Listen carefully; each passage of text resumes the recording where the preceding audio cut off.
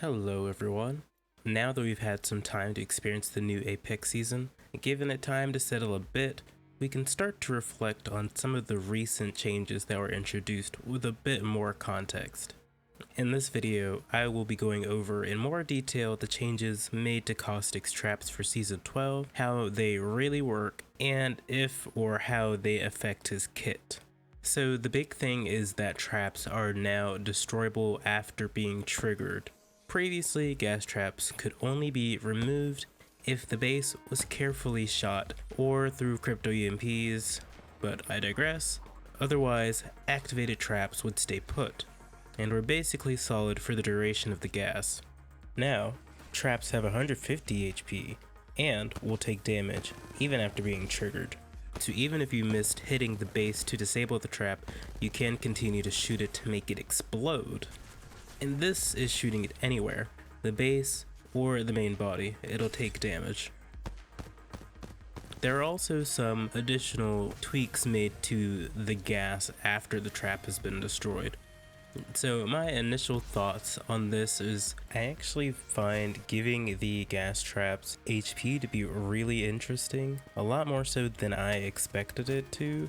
I think it actually can act as a sort of interesting middle ground, honestly. Whenever I read that it was going to be HP instead of some sort of instantaneous kind of takedown, like I kind of get what they are going for with it now. It does make sense because other character utility abilities can be destroyed for the most part, so it does seem like gas traps would be something that you could destroy but you just couldn't. So you're kind of used to it.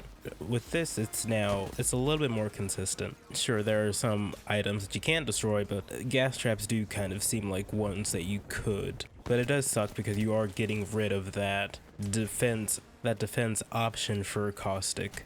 I'd gotten a couple comments on the last video of people expressing their reasons for why the traps would be changed, scenarios where gas traps could genuinely be problematic in some situations, and also on top of the fact that the new event for this season, Control, is all about holding down points, and if given a good opportunity, Caustic and the gas traps to some extent could be considered problematic for this particular mode.